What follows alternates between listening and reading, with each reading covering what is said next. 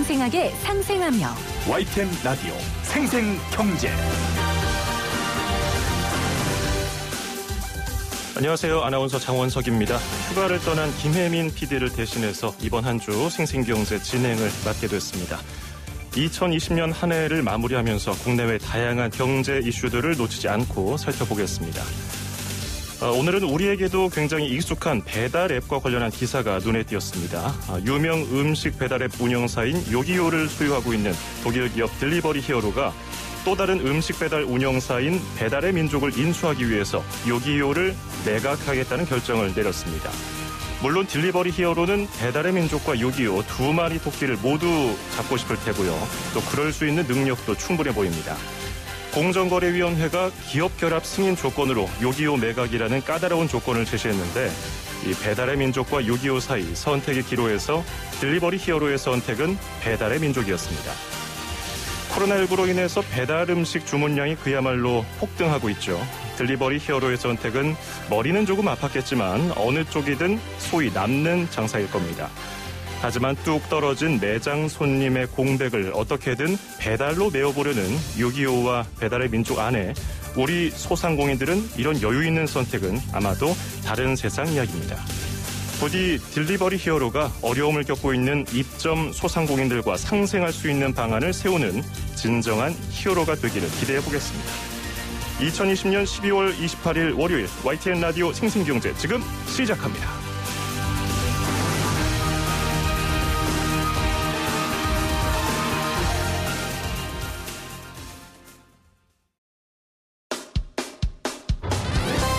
쉽다, 재미있다, 어라?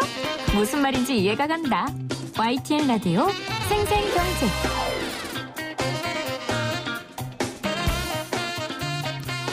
네, 오늘 가장 뜨거운 경제 뉴스를 제일 생생하게 전해드리는 시간입니다.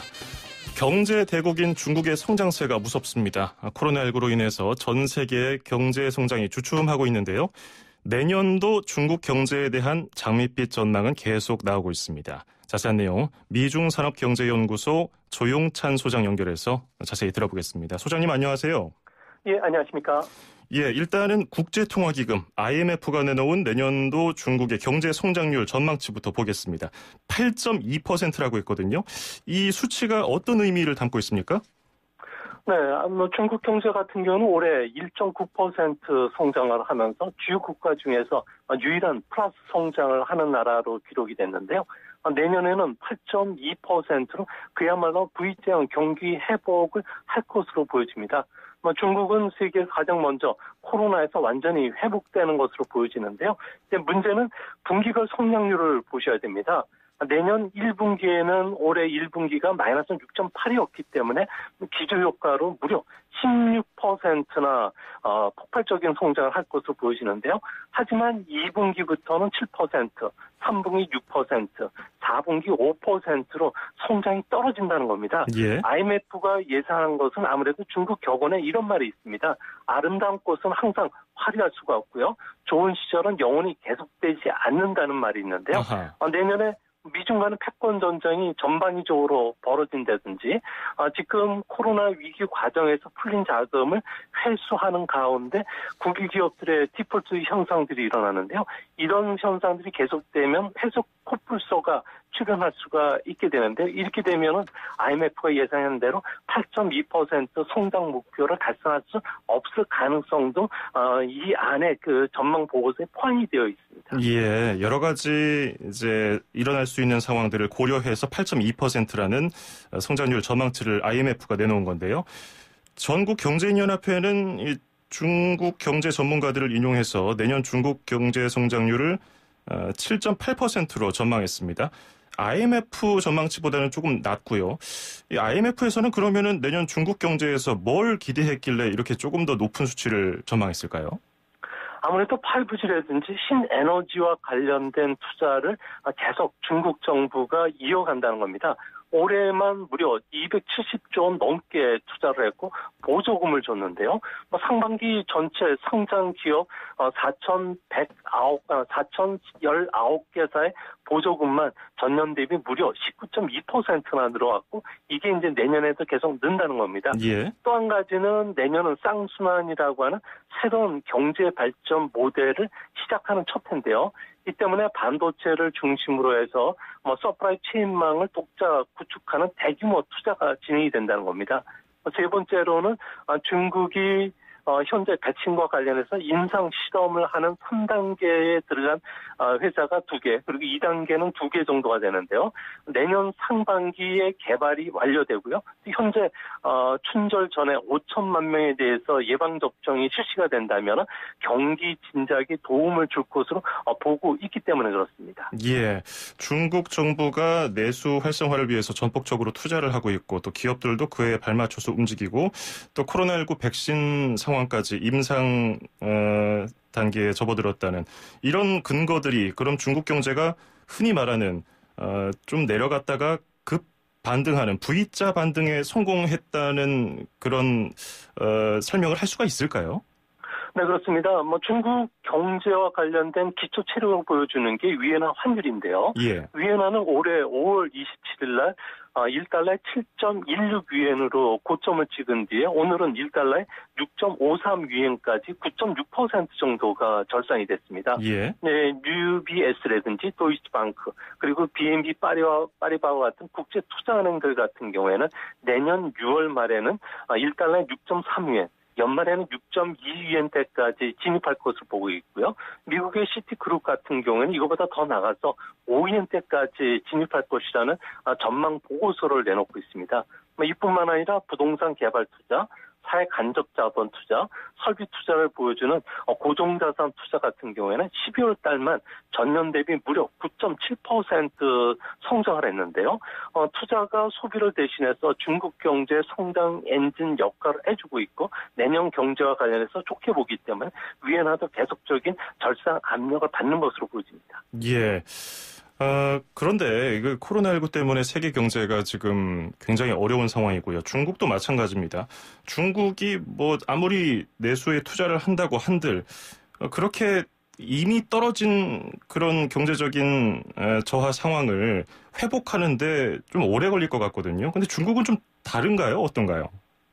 아무래도 중국 같은 경우에는 미중 간의 무역 전쟁뿐만 아니라 코로나 위기가 있었는데요. 이런 방역에도 성공했을 뿐만 아니라 보이는 손인 중국 정부가 직접 수요와 공급을 함께 창출해주는 이런 정책 효과가 큰 영향을 끼쳤습니다. 전통적으로 중국 같은 경우에는 고속도로나 공항, 철도, 병원 건설과 관련된 인프라 투자 사업을 경기 수축 국면에 많이 해왔는데요. 지금은 5G라든지 데이터 센터와 관련된 디지털 인프라 사업뿐만 아니라 전기 자동차 충전소 정비라든지 도서관, 도시간 고속철도 사업과 관련된 대규모 투자를 해왔는데요.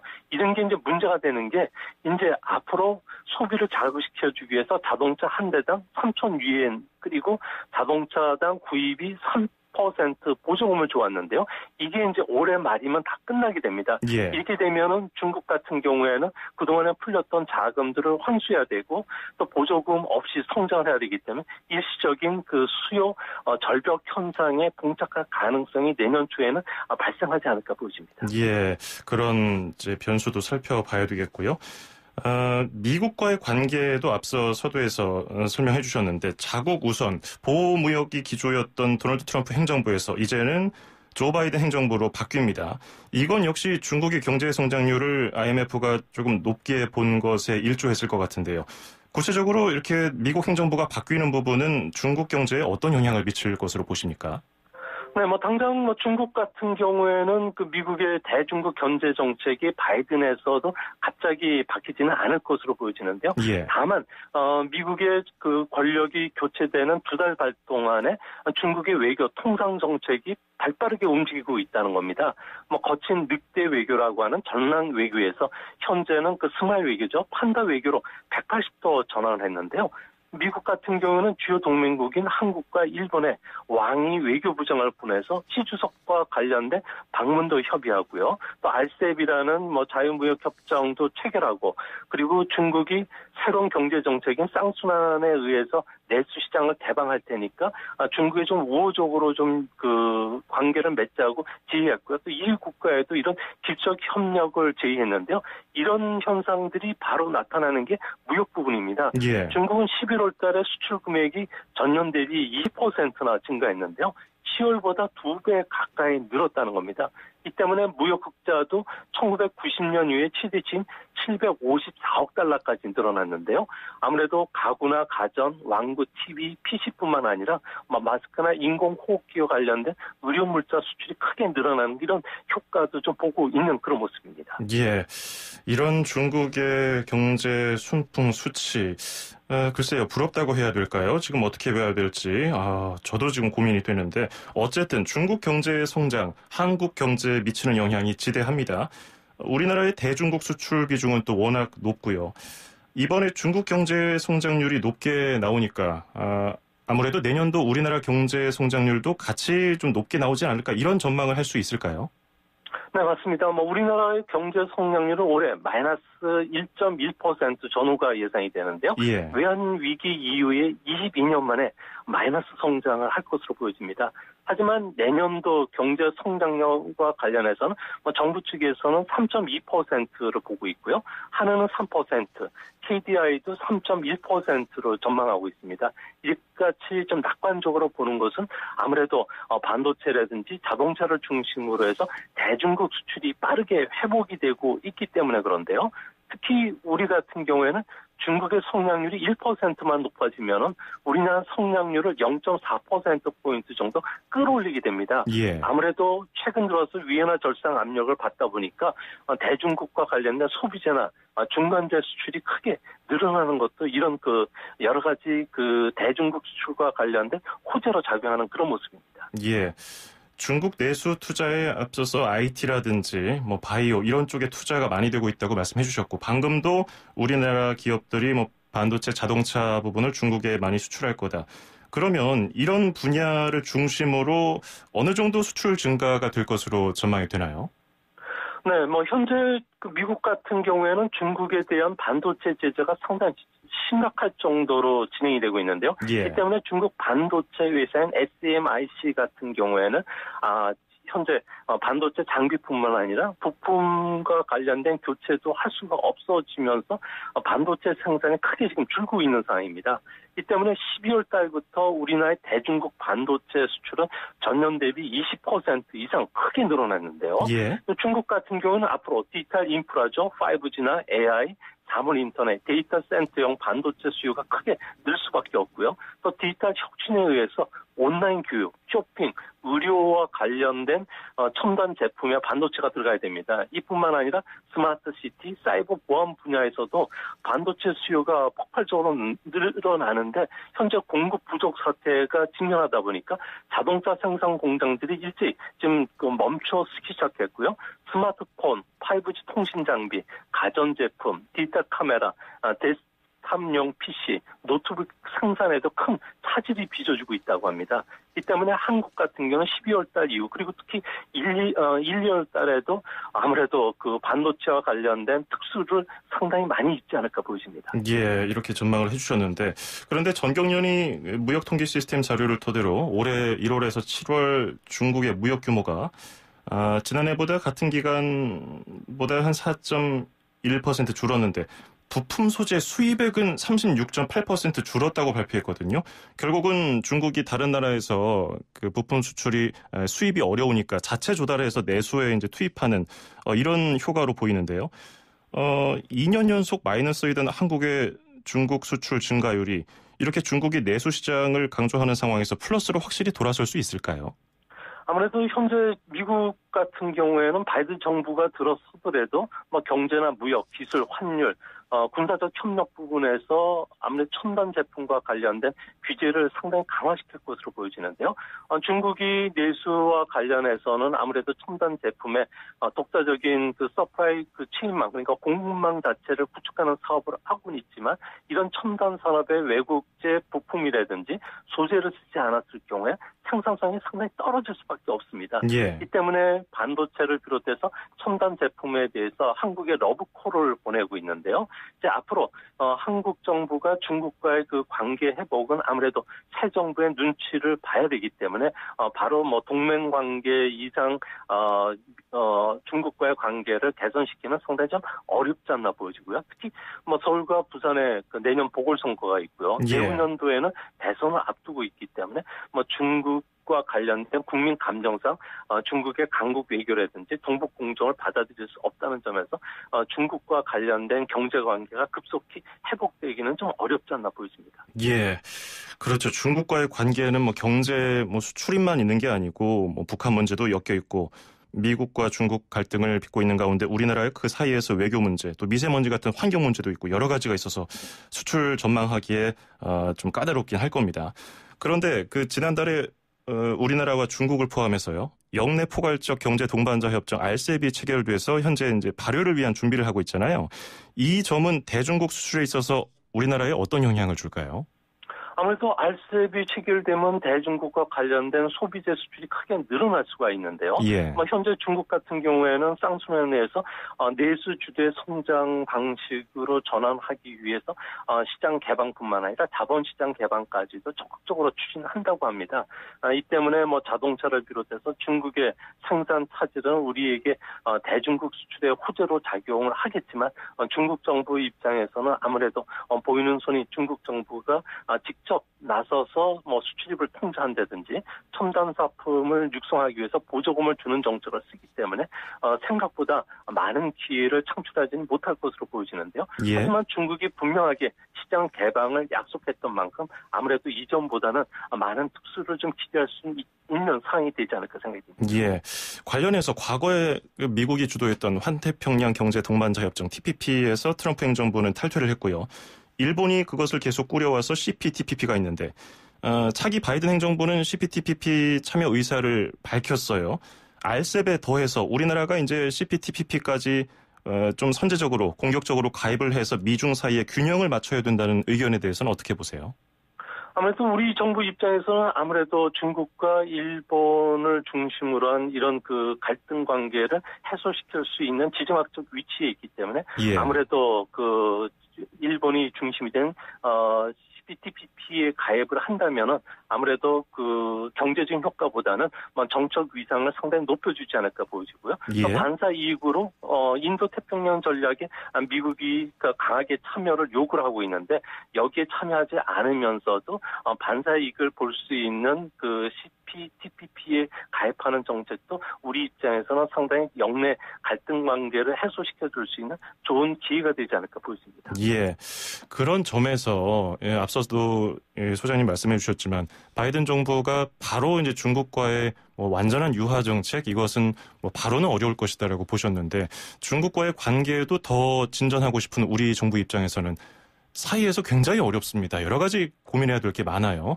그럼 바이든 정부 이후에 미국과 중국 사이에서 우리 정부의 관계는 큰 틀에서 어떤 점을 유념해야 할까요? 아무래도 지금 중국 같은 경우에 워낙 특검과 관련된 강한 의혹을 드러내고 있고요. 예. 또 미국 같은 경우에는 인도 태평양 전략 참여뿐만 아니라 앵글로색슨계 정보 동맹인 파이프 아이브와 정보 교환을 추진하고 있고요. 또 미국이 추진하는 중거리 미사일의 한국 내 배치뿐만 아니라 제주도의 미국 이지스함 구축 정박을 요구를 하고 있기 때문에 중국의 그 대한국 압박은 상당히 강화될 것으로 보여집니다. 예. 이런 측면에서 우리가 기업인의 입국 절차 간소화라든지 전세계 운항, 크루즈선 입항과 같은 문제를 중국과 협의를 하듯 중국이 마음을 열지는 않을 것으로 보이고요. 이 때문에 중국 같은 경우에 우리가 같이 사업을 참여할 수 있는 부분도 많습니다. 중국은 전통적인 인프라 사업 대신 21세기형 디지털 실크로드 사업을 앞으로 펼칠 예정으로 있는데요. 아시안이라든지 1대1로 연성국과 관련해서는 아무래도 이들 국가들은 공산당의 이념이라든지 중화주의 사상을 경계하고 있기 때문에 오히려 K-팝이나 K-콘텐츠, K-의료, K-디지털 인프라와 관련해서 중국과 협의한 후에 공동 진출하는 협정을 맺는다든지 이들 지역에 독자 진출할 수 있게끔 중국과 같이 준비하는 이런 전략을 쓰면 아무래도 동북아 지역의 긴장감도 낮춰주고 경제적 이익도 볼 수 있지 않나 이렇게 생각이 됩니다. 예, 경제뿐 아니라 문화적인 요소까지 함께 보면은 또 효율적일 것이다 전망해 주셨고, 그러면 이제 2021년도에는 과거 사드 갈등 이전으로 그 정도 수준으로 한중 관계 경제가 좀 나아질 것으로 보세요? 한중 간의 외교 통상 문제는 늘 그 미중 관계의 종속 변수였는데요. 예. 미중 패권 전쟁이 현재는 전방위로 좀 확산이 되고 있는 상황이기 때문에 아무래도 한중 간의 현안에 걸려져 있는 문제들은 한순간에 다 해결되기는 어려울 것으로 보여집니다. 그런 측면에서 보면은 시 주석이 그 방안을 한 이후에 이런 갈등 관계를 해소시켜줘야 되는데 한국 내 그 코로나 확산이 좀 멈추질 않고 있고요. 또 백신 접종이 조금 늦어질 가능성이 있다는 점에서 빨라야 한중 관계 정상 셔틀 외교가 재개되는 시점은 내년 4분기나 아니면 그 후에 일어날 가능성이 있다는 점에서 당분간 미중 관계에 따라서 한중 관계도 영향을 받을 수밖에 없는 그런 입장입니다. 예, 시진핑 주석의 방한을 계기로 또 탑다운 방식으로 이렇게 외교가 이루어지면은 그 밑에 기업인들도 교류가 많아지고 그렇게 해서 또 창출되는 부가가치도 많으니까요. 그런 것들 내년 하반기 이후로 이제 예상을 해주셨어요. 끝으로 짧게요. 좀 한중 간에 보완해야 할 점도 적지 않아 보여요. 어떤 것들이 있습니까? 아무래도 좀 미국 그 권력 이행기를 틈타서 중국 같은 경우는 주변국에 아무래도 적극적인 미소 외교를 펼치고 있는데요. 이 때문에 이런 그 시점을 이용해서 중국과의 그 상반한 협력 관계를 아무래도 더 공고하게 펼칠 필요가 있겠고요. 예. 그리고 중국과 미국과의 관계가 악화될 것을 대비해서 우리도 시나리오 B 전략을 서둘러서 작성을 해놔야지 앞으로 미중 관계가 악화됐을 경우에 한국 예. 경제를 어떻게 이끌어 나갈지 기본적인 틀을 짜라서 움직여야 되지 않을까 이렇게 보여집니다. 알겠습니다. 오늘 말씀 여기까지 듣겠습니다. 고맙습니다. 예, 감사합니다. 네, 지금까지 조용찬 미중산업경제연구소 소장이었습니다.